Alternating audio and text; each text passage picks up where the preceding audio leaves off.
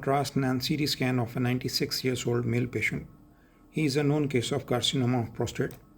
His PSA is more than 100. Now please observe on both the sides there is moderate hydronephrosis. Excretion of contrast medium is delayed. Both the ureters are dilated.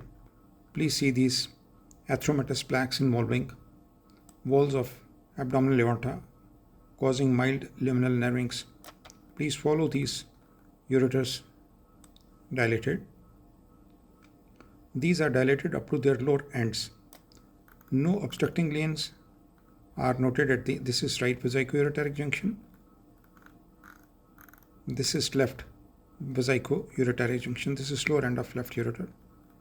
No obstructing lesion. Urinary bladder wall has irregular inner surface. There is mucosal trabecular prominence.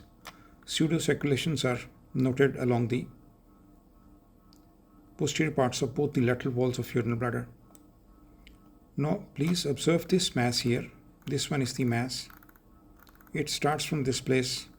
As I scroll it downwards from above, this is the sigmoid colon. It has partly surrounded sigmoid colon. Its lumen is narrowed. Parrectal contrast medium was given. Now the mass has invaded posterior wall of urinary bladder. However, there is no intraluminal extension. Posteriorly, this is the compressed lumen of rectum. Contrast medium is present in the rectum. Now I scroll it up again. Contrast medium has passed through the rectum into the distal part of sigmoid colon. Its lumen is fairly smooth. Now this mass inferiorly merges with the enlarged prostate.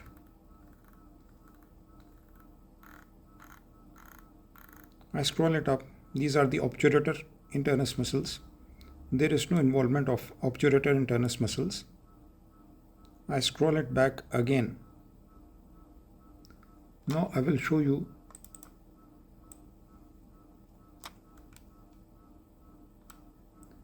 his CT sagittal scan. Now please observe its presence posterior to the urinary bladder, anterior to the rectum. Rectum is smoothly narrowed. The smooth narrowing of rectum and distal part of sigmoid colon is suggestive of, although the wall is involved, but there is no intraluminal extension, and the contrast medium has passed unabated into the distal part of sigmoid colon and then into the proximal part of sigmoid colon. Now please observe that this is the mass here. It extends downwards and it is continuous with the posterior part of the prostate. So this basically is the carcinoma of the prostate, which is extending upwards. It has infiltrated and involved seminal vesicles which are not separately identifiable, and then it extends upwards, involving anterior wall of the rectum, partly surrounding distal part of the sigmoid colon, causing their luminal narrowings, but no obstructive signs in the descending colon or the sigmoid colon.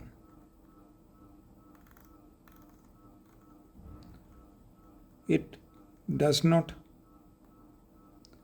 has any epicenter in the rectum or the sigmoid colon. Now I will show you his delayed scan. Please observe moderate hydronephrosis.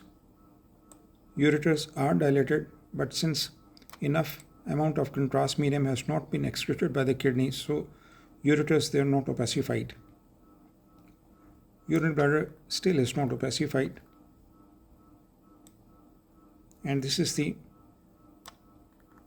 upward extension of the carcinoma of prostate in between the urinary bladder and rectum, involving their walls, but no intraluminal extension.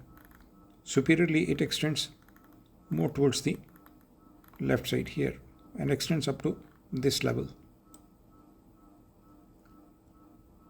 Prominent lymph nodes are noted in both the pararectal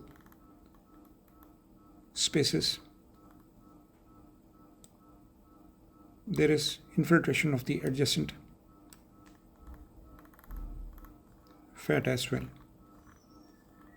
These lymph nodes most probably represent the metastatic lymph nodes, although their sizes are not that big.